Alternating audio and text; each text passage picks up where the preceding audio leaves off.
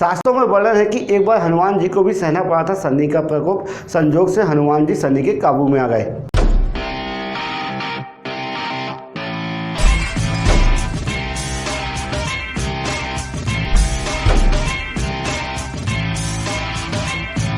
भ्रमण करते हुए शनि और हनुमान जी की भेंट हो गई और दोनों के बीच भागवत चर्चा होने लगी। अब शनिदेव हनुमान जी से कहने लगे, मैं सब प्राणियों को उनके द्वारा किए गए कर्मों का शुभ अशुभ फल तौलकर बराबर कर देता हूँ।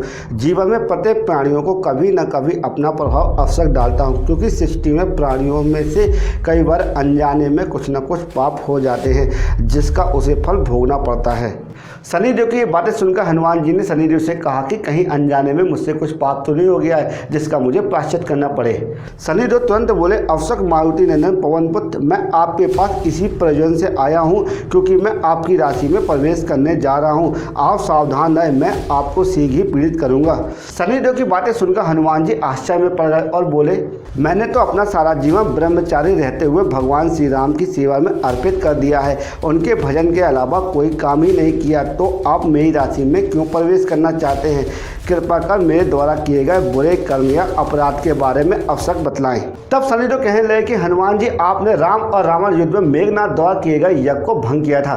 आपने धर्म कार्य किए हैं, इसलिए मैं आपकी राशि में 7 वर्ष के लिए नहीं, सिर्फ एक दिन के लिए आऊँगा। इतना सुनकर हनुमान जी ने शनिदेव को आने की अनुमति दे दी और कहा कि जब भी आना तो पूर्ण तैयारी से आना। अगले ही दिन हनुमान जी ने अपने इष्ट देवता श्री रामचंद्र जी को याद किया और विशाल पहाड़ उठाकर शनिदेव के आने की प्रतीक्षा करने लगे।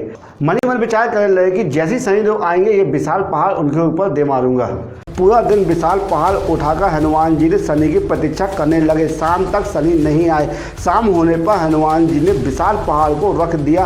तभी अचानक शनिदेव प्रकट हुए। उन्हें देखकर हनुमान जी ने शनि से कहा, सुबह से ही मैं आपकी प्रतीक्षा कर रहा हूँ, परंतु आप आए नहीं। तब शनिदेव बोले कि हे पवन पुत्र हनुमान जी, मैं तो सुबह ही आ गया था, अब तो लौट रहा हूँ, मेरा प्रयोजन सफल हुआ। तब हनुमान जी बोले कि आपके दर्शन तो अभी हो रहे हैं, हे शनिदेव, आपके प्रकोप का क्या हुआ? शनिदेव मुस्कुराकर बोले, मेरे प्रभाव के कारण ही तो आप सुबह से विशाल पहाड़ उठाकर खड़े रहे। मेरी वक्र दृष्टि के कारण ही आपका आज सारा दिन पीड़ित रहा।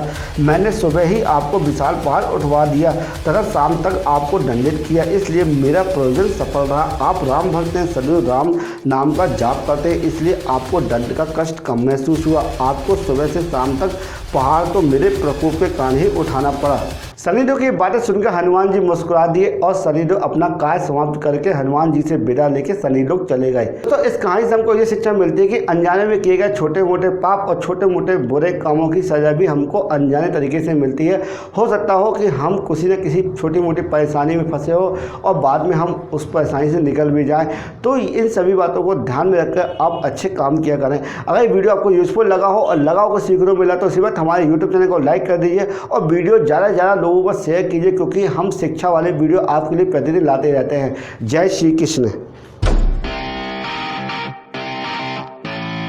जय हो पवन कुमार, तुरी शक्ति है अपार।